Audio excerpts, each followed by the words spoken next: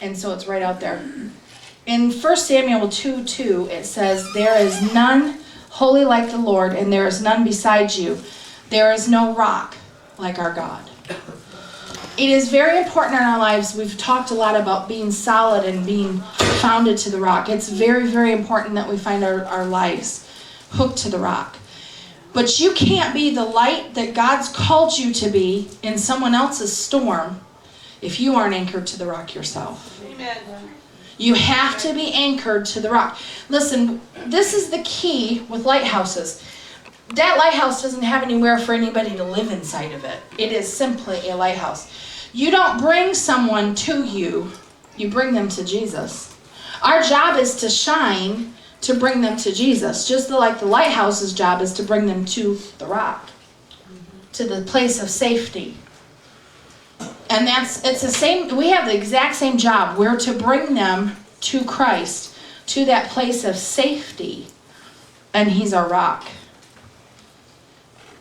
Psalm 62, 1-8.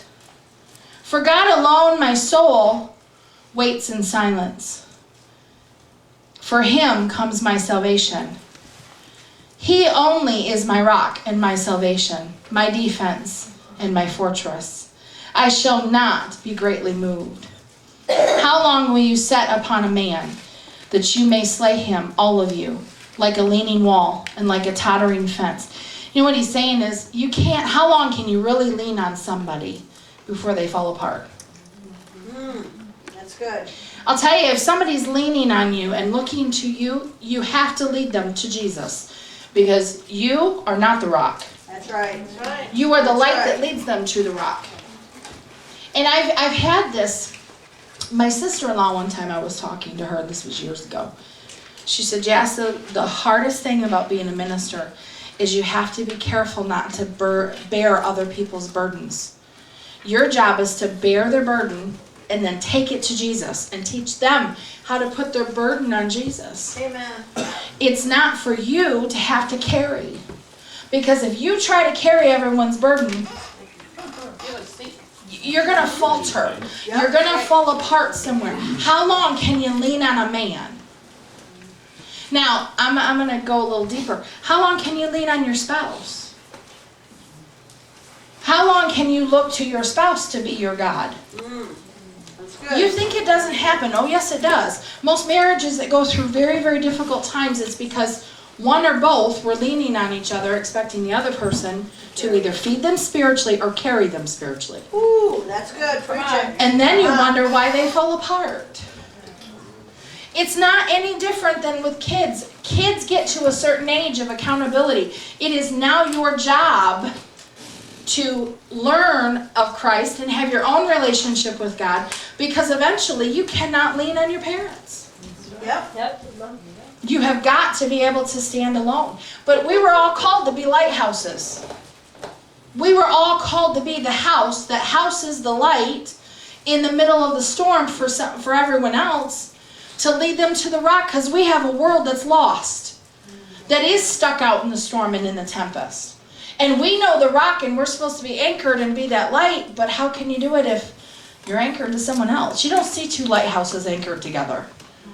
They're anchored to the rock. That's the point. Mm-hmm. And they know, and they're sure, and they're founded. Men, if you're not reading the Word and in the Word, and you're expecting your wife to do it, she's going to totter and fall over. She's got enough leaning on her. She's probably got a few kids leaning on her. And wives, mamas, you get to a certain age and you have to start poking and prodding your kids to stop leaning so hard. It's time for them to start to learn how to do it themselves. Yep. Oh, I remember the Lord spoke to me years ago. I was really struggling. And I had 6+ kids in my house. And multiple different kinds of kids with all sorts of different issues. And I had to be not just mom, but I had to be counselor. So I had to deal with all the problems. And I had a number of foster kids, and it was just tough. And I got to go away for a women's retreat, and I was a mess. And when the Lord finally really spoke to me, he spoke to me, and it was not an easy word. And he said, why are you trying to do my job? Why was I trying to be God? And so, you know what came up was when my kids started coming to me and asking some questions, I looked at them and said, did you pray about it? No. What did God say? Well, we wanted to know what you know what? I'm not God. I'm Mom, but I'm not God. And I'll tell you, what it started doing was making my kids realize, Mom can't do everything. I'm not God. And it's the same thing.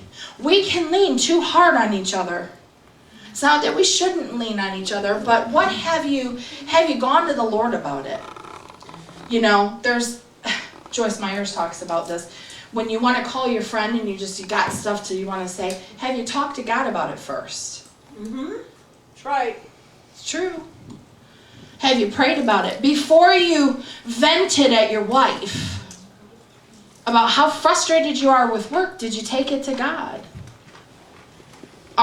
Do we lean too hard? I mean, that was one of the questions I saw in this. Are we going to the rock? Who's my defense? Who's my salvation? Verse 2 says, he only is my rock and my salvation, my defense, and my fortress. I shall not be greatly moved. How long will you set upon a man that you may slay him, all of you, like a leaning wall, like a tottering fence? They only consult to cast him down from his height to dishonor him. They delight in lies, they bless with their mouths, and they curse inwardly. Selah. Pause and calmly think of that. My soul waits only upon God, and silently submits to him, for my hope and expectation are from him. He only is my rock and my salvation. He is my defense and my fortress. I shall not be moved. Again, he repeats these words. Good. With God rests my salvation and my glory. He is my rock of unyielding strength and impenetrable hardness, and my refuge is in God. Trust in, lean on, rely on, that's what believe means, and have confidence in him at all times. You people, pour out your hearts before him. God is a refuge for us, a fortress and a high tower. Selah. Pause and calmly think of that. He is our rock and our fortress, our strength.